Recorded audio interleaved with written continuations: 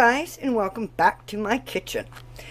I took and delivered my rhubarb, the plants that I had outside, to a family member and got a bunch of rhubarb for my plants that they'd been growing of mine that they put in the ground last year. And I brought them home, and then the rhubarb fairy, a friend of mine who has rhubarb plants themselves, showed up and brought me a bunch of rhubarb. Now, the camera is not doing this bowl justice. This is a huge bowl. I weighed it. There is 12 pounds. 12 pounds of sliced rhubarb in this bowl. This is one of those giant, huge, I mean, look how big that bowl is. It's huge. Anyways, so there's 12 pounds of rhubarb in here, and I put 6 cups of sugar on top of it because most of this is just going to be plain rhubarb jam. And I'm going to take you along on how I make plain rhubarb jam, and then anything else that I may be making out of it. Alright guys, stick around and let's see what kind of fun we can have with this. Hi guys, alright, here we have the last of that rhubarb of mine. I had that 12-pound bowl of rhubarb, and it just worked out perfect. That 6 cups and 6 cups. So here I have 6 cups of rhubarb, and the juice that the rhubarb created for itself, it's approximately 3 cups of sugar that created all that juice. So we're going to do the next, and I'm going to make this a rhubarb cobbler jam. So 6 cups of rhubarb, and the juice that's in it is approximately 3 cups of sugar. So altogether, we're going to be adding 1 more cup, so we're going to have 4 cups of sugar. But in this last cup of sugar, and this is really important that we mix it into the sugar, because otherwise the spice in there will just be a clump in your jam, and you'll have a big chunk of pumpkin or ginger or salt just sitting in your jam, and that doesn't work. That's gross. So, I have a cup of sugar, a tablespoon of pumpkin pie spice, a teaspoon of ginger, and this is really important. I have a quarter of a teaspoon of salt. If you can use applewood sea salt like I have, that's the best. If not, any kind of sea salt works. And then this is the important part.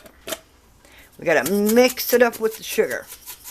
That last cup of sugar, get it all mixed up in there. And you want to make sure you use at least a cup of sugar, because if you use any less than a cup of sugar, it doesn't work. Then we got nice mixed, and we just dump that last cup of sugar in there so that it incorporates in there with the jam and jelly nicely.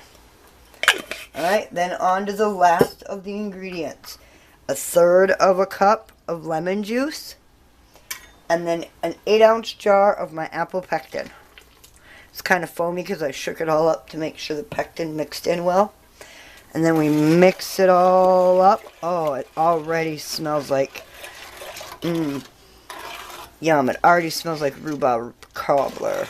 Rhubarb cobbler. Yum. It's like having dessert on your peanut butter and jelly sandwich. Alright, I turn it on medium high. Just start boiling it, and it'll start boiling down and getting thicker. It's going to look a lot like my basic rhubarb jam.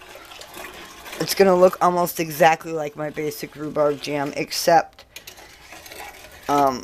cinnamon, and there's cinnamon, cloves, allspice, I believe cardamom, and pumpkin pie spice. And then I always add ginger and salt. If you wanted, you could also add a dash of almond extract, and you'd want to do it now. But I don't want to add almond extract to this batch. I'm doing it without. And yes, almond extract will go into jams and jellies. Vanilla, it'll work, but not so much. But almond extract works well for jams and jellies. Alright, here we're going to go. We're going to let it boil, and we'll be back when it comes to the next stage. Hello guys, we are back to take a look at what it looks like. It's been boiling for about 20 minutes. We're at about the halfway point. As you can see, the rhubarb is starting to look translucent and it's just barely starting to break down. The rhubarb will break down quite a bit and it'll end up looking kind of like similar to a apple butter. And that's what we're going for. So I'm just going to keep letting this boil.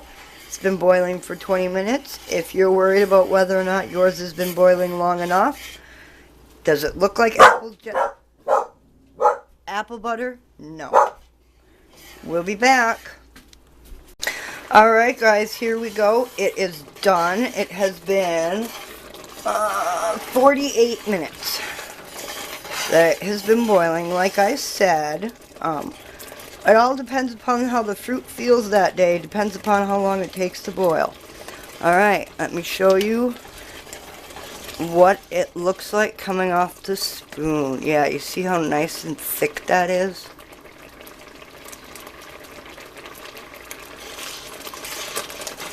That is done and perfect and ready to go. We're just going to turn it off and let it sit for about 10 minutes so it cools just a little bit, and then we'll put it in our jars. We'll be back. And there we have it, you guys. 2 pints of Rhubarb Krisp Jam. Now I will put this through.